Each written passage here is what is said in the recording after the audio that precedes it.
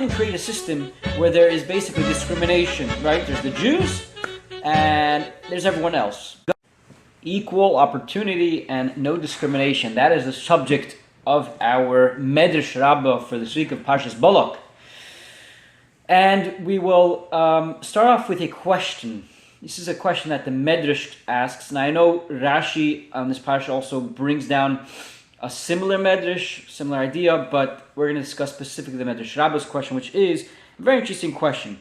Why did Hashem make a parsha in the Torah which basically revolves around a Navi, right? A prophet who is non-Jewish, and not only that, but he seems to be quite of a hateful person, seemingly not a good role model, not a good role model for all prophets in the future, whether Jew or non-Jew alike.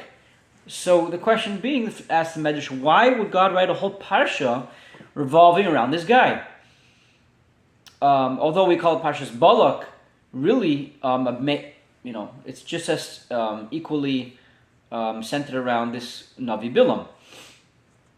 So the Medrash actually, in order to explain this, it gives a bit of a background, a perception about how God runs His world, and how God runs it in a very equal and wholesome fashion.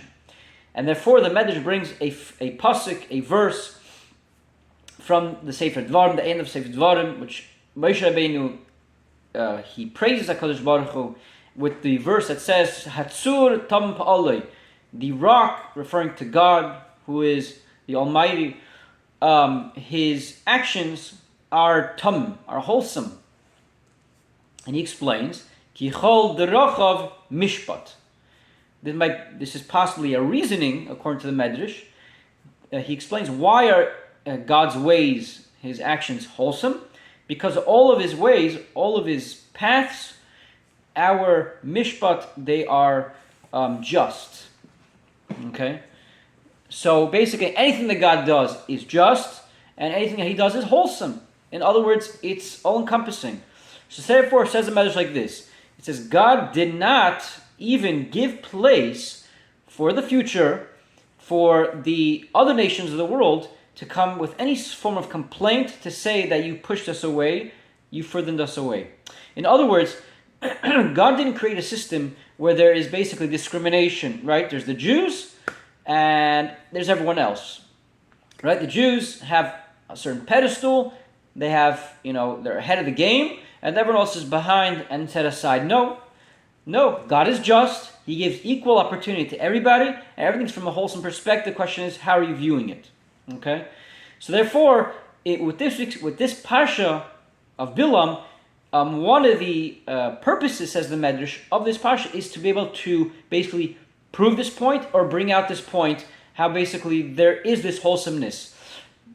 Which aspect of it? The aspect that God didn't want that the other nations should come with this complaint. They're saying, hey God, you aren't wholesome. You are putting the Jews on the pedestal and everyone else on the side.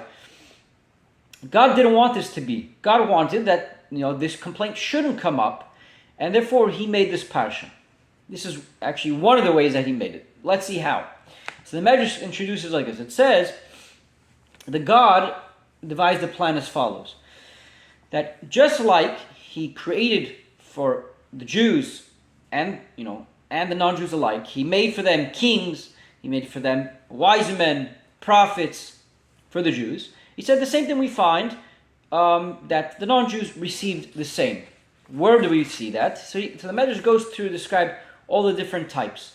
It says in regards to kings, right? Great kings, amazing kings, right? King Solomon, King Shlomo was a famous king. He was probably the most powerful king that the Jews ever had. The most powerful, the most wise, and the most rich, etc., etc. And relative to that, in the non-Jewish world, God gave this power to Nebuchadnezzar, the king Nebuchadnezzar. He was, so to speak, the equal to Shlomo HaMelech in the non-Jewish world. So that was the equal opportunity. What happened? They so to speak, ruined it for themselves. Nebuchadnezzar, right, what happened with Shlomo HaMelech? God gave him power and wisdom. What did He do with it? Although he had his downfall as well. But what did he mainly use that power and the riches for? So the Medrash says he used it to praise Hashem, and to create a Beis HaMikdash, right? To bring wholesomeness to the world.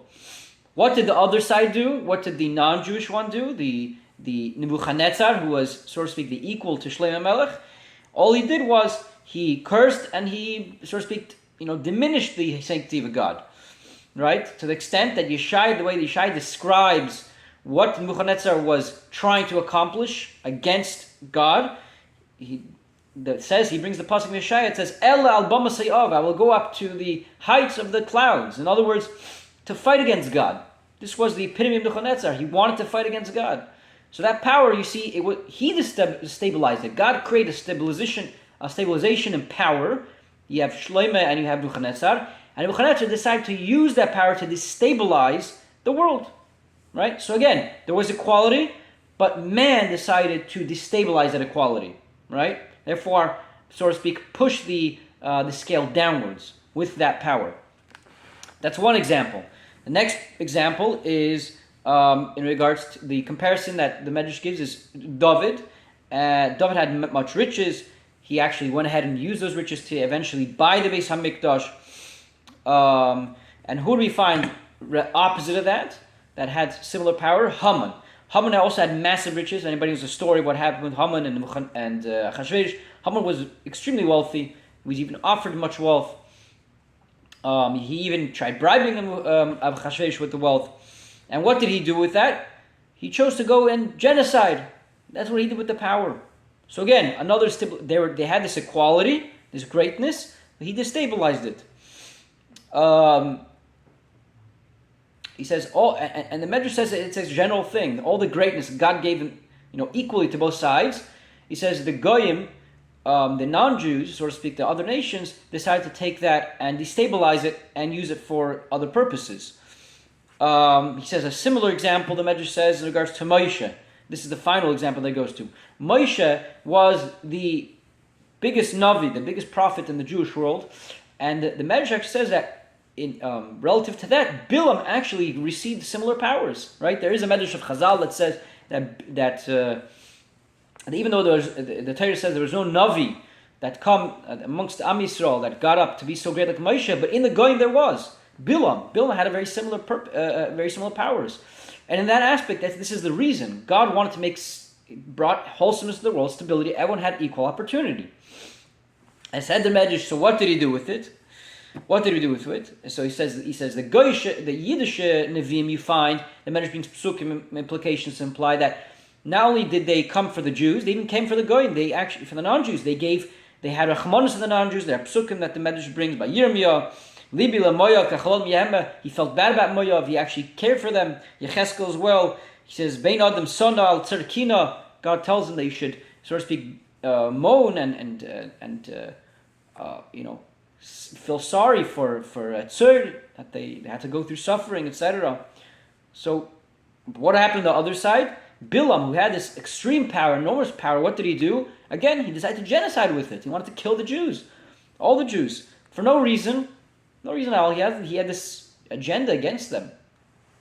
So says the Medrash, concludes the Medrash, this is why the Torah Hashem decided to make this parsha revolving around Bilam, and to show why Hashem had to, so to speak, diminish or even remove, in many cases, Ruach HaKodesh from the other ummahs, other nations of the world. So this quite brings in a very important point, which there are claims against the Jewish people. Oh, you guys are making discrimination. You're trying to make yourself as if you're better than everybody, etc., etc.